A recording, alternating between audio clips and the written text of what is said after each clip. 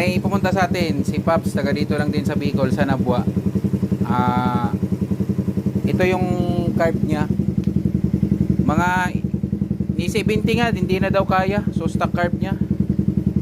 So suggest ko, ito yung carb natin. Tapos yan, inaktual natin sa motor niya.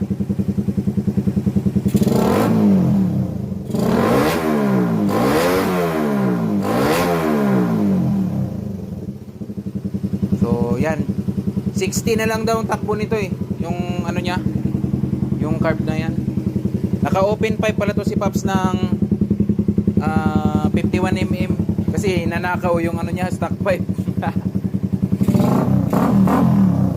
Kaya yan, goods naman ang moto, ang minor. So ito mga Paps yung sinasabing umahagok yung carb natin, ito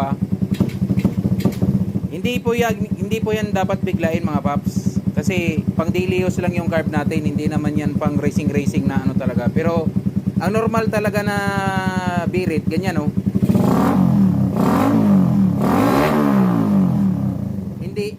Hindi yung ganyan Wala, hindi ganoon mga Paps.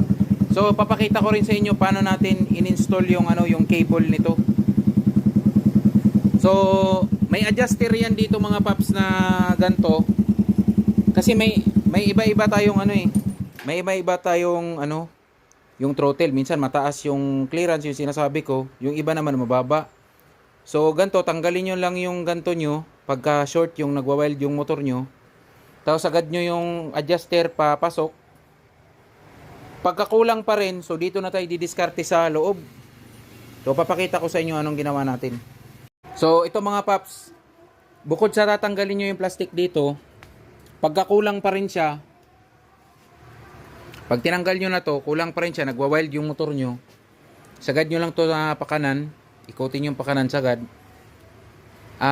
Tapos ito yung ginawa ko. Kaya panoorin nyo to mga Paps. So nagbutas, ito yung dating butas niya sa taas, sa stock. So dahil kapos nga yung cable, nagbutas tayo dito ng isa sa baba. So ang size niyan is 7mm. 7mm yan. O 8mm, pwede rin yan. Tapos kaltasan nyo lang tong dito, itong plastic na to, para lumusot yung cable. Yan yan yung lusutan ng cable. Kumbaga kinopya lang natin yung sa taas, inadjust lang natin siya pababa. So ganun lang yun kadali mga Paps. Kaya dapat panoorin nyo yung instruction natin para malaman nyo yung mga diskarte. O ganyan yan. Yan, kitang kita. So binarinahan yan ng 7mm or 8mm, pwede rin. So dito din dadaan yung cable papunta dito sa karburador. So yun lang naman yun. At yung motor ni Paps, bumabackfire kanina, tapos ngayon wala nang backfire dahil ito singaw. May singaw din dito. So may elbow.